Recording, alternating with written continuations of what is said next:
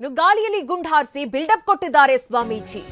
ಹಿರೇಮಠದ ಶಾಂತಲಿಂಗ ಸ್ವಾಮೀಜಿ ಗಾಳಿಯಲ್ಲಿ ಗುಂಡು ಹಾರಿಸಿದ್ದಾರೆ. ಕಲಬುರಗಿ ಜಿಲ್ಲೆಯ ಉಡಚಣ ಗ್ರಾಮದ ಹಿರೇಮಠ ಕುಡಿದು ರಂಪಾಟ ಮಾಡಿದ್ದಕ್ಕೆ ಭಕ್ತರು ಮಠದಿಂದ ಹೊರಹಾಕಿದ್ರು. ವಾರದ ಹಿಂದಷ್ಟೇ ಮಠದಲ್ಲಿ ಸ್ವಾಮೀಜಿ ಪ್ರತ್ಯಕ್ಷರಾಗಿದ್ರು. ಹೊಸ ಪೀಠಾಧಿಪತಿ ನೇಮಕದ ಚರ್ಚೆ ಬೆನ್ನಲ್ಲೇ ಮತ್ತೆ ವಾಪಸ್ಸಾಗಿದ್ರು. ಮಠದ ಆವರಣದಲ್ಲಿ ನಿಂತು ಈ ರೀತಿ ಗಾಳಿಯಲ್ಲಿ ಗುಂಡು ಹೊಡೆದಿದ್ದಾರೆ.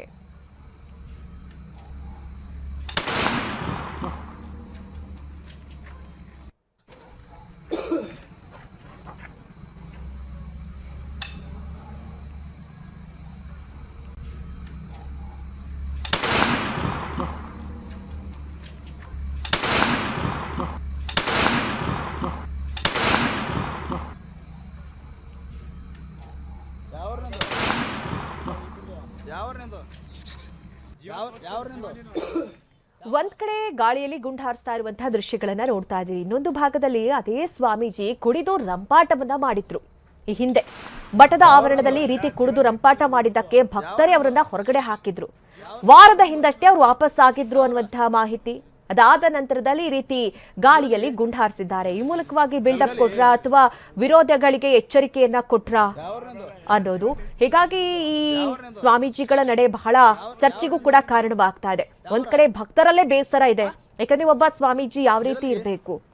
ಆದ್ರೆ ಇವರು ಕುಡಿದು ರಂಪಾಟ ಮಾಡಿದ್ದಲ್ಲದೆ ಈಗ ಗಾಳಿಯಲ್ಲಿ ಗುಂಡು ಬೇರೆ ಹಾರಿಸಿದ್ದಾರೆ. ಈ ಬಗ್ಗೆ ಹೆಚ್ಚಿನ ಡೀಟೇಲ್ಸ್ ಅನ್ನ ನೀಡ್ತಾರೆ ನಮ್ಮ ಪ್ರತಿನಿಧಿ ದತ್ತಾತ್ರೇಯ.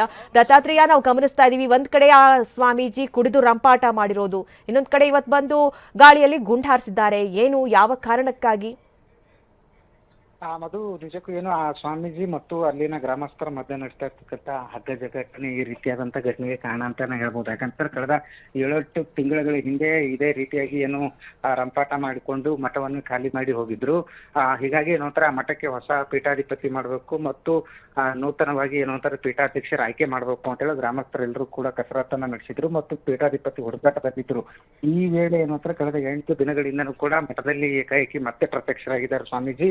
ಅದಲ್ಲದೆ ಏನೋತ್ತರ ತಮ್ಮ ವಿರೋಧಿಗಳು ಅಂದ್ರೆ ಏನು ತಮ್ಮನ್ನ ಶಾಶ್ವತವಾಗಿ ಮಠದಿಂದ ಆಚೆ ಹಾಕ್ಬೇಕು ಮತ್ತು ಮಠದಿಂದ ಹೊರಗಾಕ್ಬೇಕು ಅನ್ನುವಂಥವ್ರಿಗೆ ಆ ಸಂದೇಶ ಕಳಿಸ್ಬೇಕು ಮತ್ತು ಅವ್ರಿಗೆ ಬೆದರಿಕೆ ಹಾಕಬೇಕು ಅನ್ನುವಂಥ ಉದ್ದೇಶದಿಂದ ನಿನ್ನೆ ರಾತ್ರಿ ಏಕಾಏಕಿ ಏನೋತ್ತರ ಗಾಳಿಯಲ್ಲಿ ಗುಂಡು ಹಾರಿಸಿ ಏನೋತ್ತರ ಬಿಲ್ಡಪ್ ಅನ್ನು ಕೊಟ್ಟಿದ್ದಾರೆ ಅನ್ನುವಂಥ ಒಂದು ಆರೋಪ ಕೂಡ ಸದ್ಯ ಕೇಳಿ ಬರ್ತಾ ಇದೆ. ಅಫ್ಜಲ್ಪುರ ಠಾಣಾ ವ್ಯಾಪ್ತಿಯಲ್ಲಿ ನಡೆದಂತ ಘಟನೆ ಇದು. ಪೊಲೀಸರು ಕೂಡ ಪರಿಶೀಲನೆ ನಡೆಸ್ತಾ ಇದ್ದಾರೆ. ಯಾವ ಕಾರಣಕ್ಕಾಗಿ ಸ್ವಾಮೀಜಿ ಆ ರೀತಿಯಾಗಿ ಗಾಳಿಯಲ್ಲಿ ಗುಂಡು ಹಾರಿಸಿದ್ರು ಅನ್ನೋದ್ರ ಬಗ್ಗೆನೂ ಕೂಡ ಸದ್ಯ ಪೊಲೀಸರು ಆ ಪರಿಶೀಲನೆಯನ್ನ ನಡೆಸ್ತಾ ಇರ್ತಕ್ಕಂಥದ್ದು. ಮಧು. ಓಕೆ ದತ್ತಾತ್ರೇಯ, ಥ್ಯಾಂಕ್ ಯು ನಿಮ್ಮೆಲ್ಲ ಡೀಟೇಲ್ಸ್ಗಾಗಿ.